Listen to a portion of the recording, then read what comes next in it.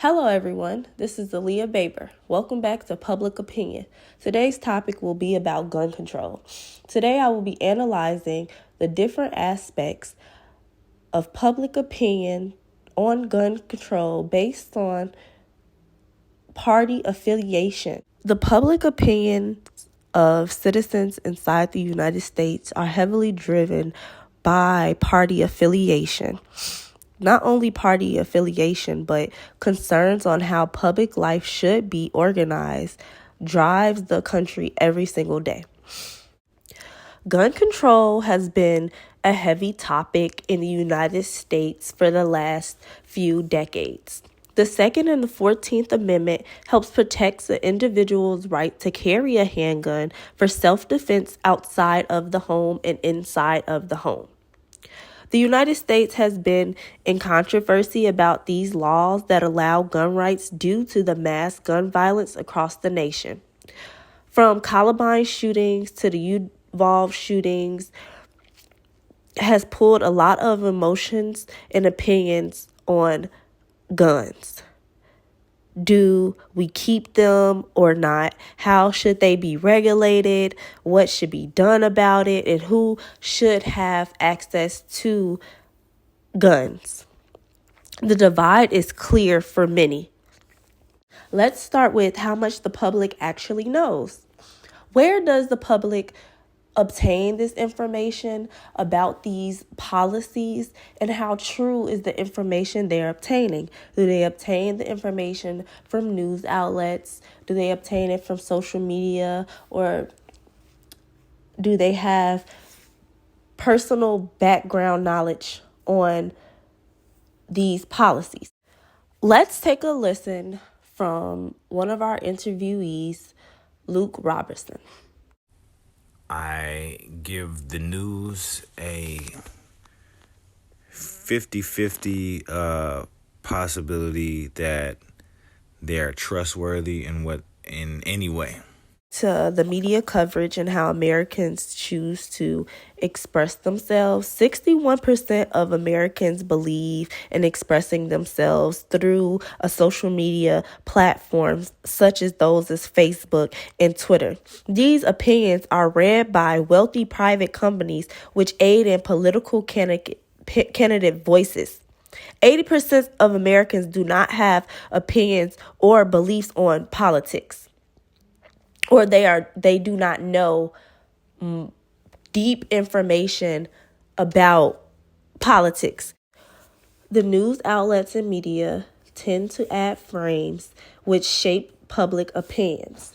A frame is a specific concept and term used to present choices, decisions, and options. Framing has exerted powerful effects on judgment and choices. How do you make something look? How is it presented? And what small facts they can take from that and run with it. Power from celebrity political officials drive influence of these opinions. If this person said this, it must make it true because they are put in a position and they are knowledgeable. Most people tend to follow these opinions. How familiar are you with politics? Do you follow it often? No, not often. I probably follow it more during election time, but I hear conversations here and there. I have my opinions. Okay. And where do you obtain your political information? From myself, I just listen to what each candidate is saying, and if it makes sense to me, then, logic is logic. Former President Donald Trump had a tremendous influence on the public's opinion, whether he would tweet or go on national television to express his thoughts on different politics. This would allow people to band together, causing them to push for different policies or to go out and protest against what was being said and done in the public. Opinions usually take over facts, which drives the decisions on certain topics, especially gun control. By Donald Trump taking to the national media his opinion was the focus of the public. Drubin found that distribution of political and ideology among the public is based on what the media is focused on. The media portrays certain topics which help shapes what a person does or may do. Having a similar to party affiliation, if his or her party is for or against it, they tend to speak out about it. Speaking out about your views and opinions gave to certain associations.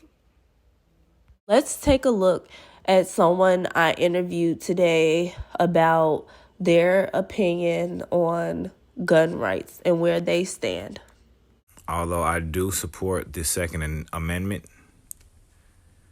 a side note is that I believe even if we're familiar with the amendments, we may not always know exactly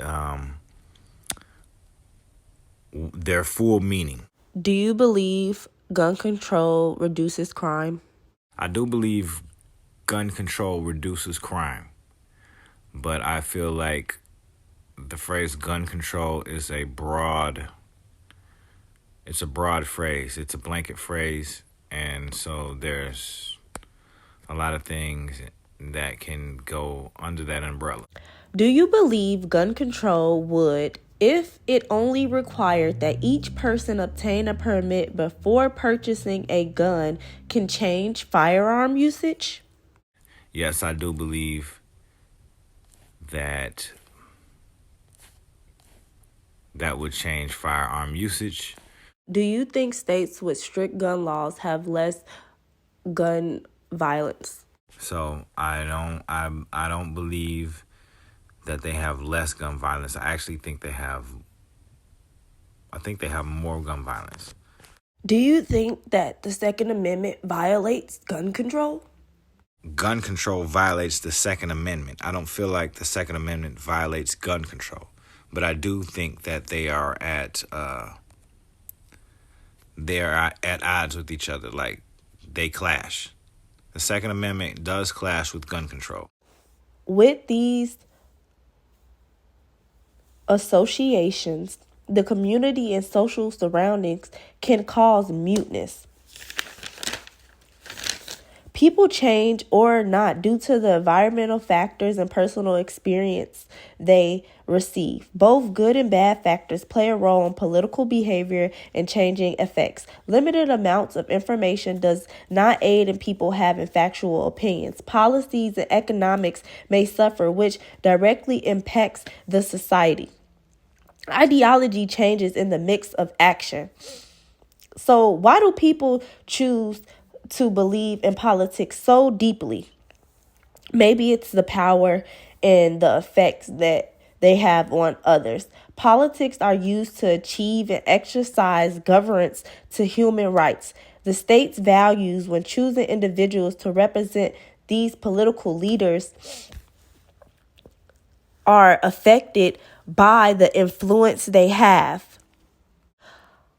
In American politics, as seen in today's podcast, some people choose to speak out, stay neutral, or go silent based on political topics and the knowledge they have behind it.